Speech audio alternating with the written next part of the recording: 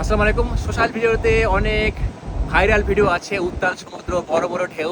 প্রায় আপনার বিভিন্ন ভাইরাল ভিডিওতে দেখেন যে অনেক বড় বড় ঢেউ জাহাজের উপর দিয়ে ক্রস করছে। কখনো কখনো জাহাজের সম্পূর্ণ পাতাটানো বা ডেক সেটিও পানি কাভার করে ফেলছে। তাহলে এখন প্রশ্ন হতে পারে যে এই পানিগুলো যায় কোথায়, বা এত বড় ঢেউ জাহাজ ডুবে না কেন? দেখেন, বেসিকলি যখন নেভাল আর্কিটেকচাররা জাহাজ ডিজাইন করে, একটি জাহাজ নর্মালি দৈনন্দিন যেই ধরনের এক্সট্রিম ওয়েদার বা ঢেউ বা সাইক্লোন ফেস করতে পারে তার চেয়ে কয়েক গুণ যদিও হয়, সেই কথা চিন্তা করেই জাহাজ বানিয়ে থাকে। একটি জাহাজ কয়েকশো মিলিয়ন ডলার খরচ করে বানানো হয়, পানিতে ডুবানোর জন্য নয়। তো সেই সময় আর্কিটেকচাররা ডিজাইন করার সময় সবচেয়ে বেশি যেটা প্রায়োরিটি হয় সেটা হলো জাহাজের স্টেবিলিটি এবং সেফটি। তো এখন এই পানি যায় কই আপনাদেরকে যদি দেখাই সাধারণভাবে, তাহলে আপনি বুঝতে পারবেন।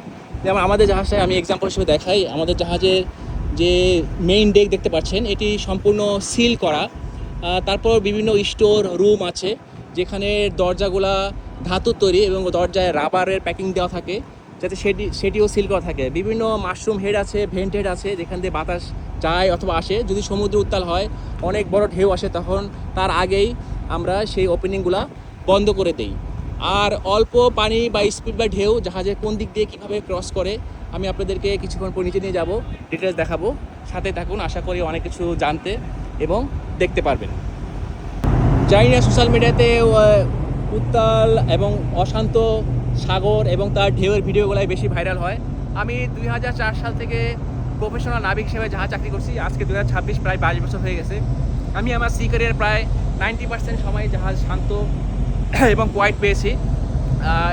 তো জাহাজে যখন ঢেউ আসে বড় বড়, তার একটা বড় এফেক্ট করে জাহাজের সাইজের উপরে। সোয়েলের হাইট বা ডাইরেকশন, উইন্ড ডাইরেকশন ছোট জাহাজকে বেশি এফেক্ট করে বা বেশি দোলায়, বা ছোট জাহাজে অবস্থান করা অবস্থায় এটাকে আরও বেশি বিশাল মনে হয়। মেইনলি মনে হয় আমি লাকি, তো আমি বেশিরভাগ সময় বড় বড় জাহাজ চাকরি করছি। সো এই ধরনের আমাদেরকে বড় এক্সট্রিম ওয়েদার ফেস করার প্রয়োজন খুব একটা হয়নি।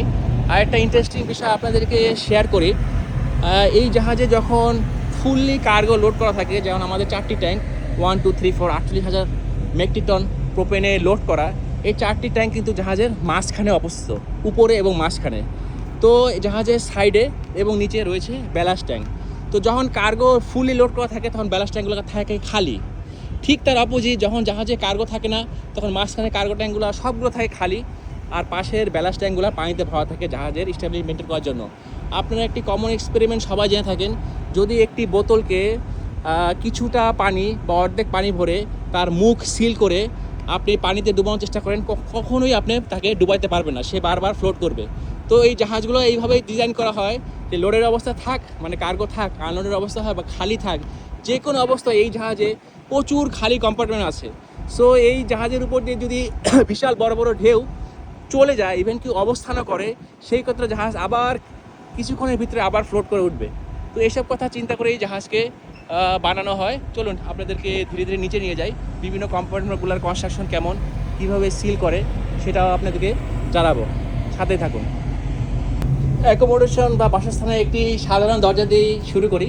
এটি একটি ফায়ার ডোর এবং ওয়াটার টাইপ ডোরও বটে। দেখেন এর এন্ট্রান্সে এই যে দরজার চারপাশে এই যে প্যাকিং দেওয়া আছে, যদি দরজার এই ভিতর থেকে ক্লোজ করে দেওয়া হয় তাহলে এর ভিতরে পানি ঢোকার সুযোগ নেই। তারপর জাহাজে যে মেইন ডেক এবং আমি এখন দ্বিতীয় আছে সেকেন্ড ডেক, এগুলো ওয়েদার টাইপ ডোর থাকে, এগুলো আরও এক্সট্রিম। দেখেন এগুলো, এই দেখেন চারপাশে প্যাকিং দেওয়া আছে এবং এই যে লিভার দেওয়া আছে, এটি যদি ভিতর থেকে লক করে দেওয়া হয় তাহলে পানি ঢোকার কোনো সুযোগ নেই। ভিডিও করতে করতে 4জন সিফারের সাথে দেখা, ওনারা অলরেডি পাসপোর্ট পেয়েছে, আপনিও কিছুটা উপভোগ করে নিন। জাহাজের উপরে যে মেইনলি বৃষ্টি পানি বা ছোটো ছোটো ঢেউয়ের পানি যেগুলো আসে, এগুলো দেখেন এই থেকে স্ক্রাপার, এগুলো এই মুহূর্তে সিল করা আছে। এখান দিয়ে পানি সাইড দিয়ে নিচে চলে যায়, এই সাইডে হোল করা আছে। বন্দর পোর্টে এগুলো সিল করা থাকে যাতে কোনো কারণে কেমিক্যাল বা গ্যাস বা কোনো তেল এখান থেকে বাইরে না যেতে পারে। দেখেন এটিও এই মুহূর্তে সিল করা, এটি ড্রেন ব্যবস্থা। আর এই যে ফিশ প্লেটটা দেখতে পাচ্ছেন, ছোটো ছোটো ঢেউয়ের উপর দিয়ে চলে যায়। এক্সাম্পল দিয়ে বোঝায়, যেমন বালাস ট্যাঙ্কে ভেন্টেড আছে, এখান দিয়ে বাতাস ঢুকে বের হয় যাতে ট্যাঙ্কের ভিতরে ভ্যাকুয়াম সৃষ্টি না হয়। এগুলো এমনভাবে তৈরি, এগুলোর ভিতরে নন রিটার্ন বল্ব আছে, যদি কোনো কারণে পানি আসে এদিক থেকে তাহলে ভিতরে ঢোকার সুযোগ নেই। এই যে একটা দেখায়, যেমন এই প্রত্যেকটা ট্যাঙ্কের যে ওপেনিং বা ডোর আছে, এই যে ডোর, এগুলো আবার প্যাকিং দিয়ে সিল করা, সো পানি ঢোকার সুযোগ নেই। এটি হলো আমাদের অ্যাকাউন্টসের পিছনে অবস্থিত স্টিয়ারিং গিয়ার রুম বা স্টিয়ারিং কম্পার্টমেন্ট। এখানেও সেম অ্যারেঞ্জমেন্ট দেখতে পাচ্ছেন, চারদিকে রাবার দিয়ে সিল করা, সো এখানেও পানি ঢোকার সুযোগ নেই। এছাড়াও জাহাজের চারিদিকে আরও অনেক রুম বা কম্পাউন্ড রয়েছে, স্পেশালি রেডি কম্প্রেসর রুম আছে, মোটর রুম আছে।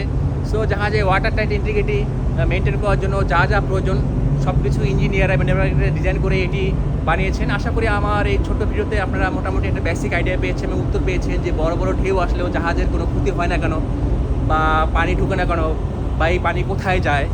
মেনলি জাহাজে বিভিন্ন সময় দুর্ঘটনা কবলিত হয়, সামুদ্রিক ঝড়টা অনেক পরে আসে, এর আগে অনেক বড় বড় কারণ হয়।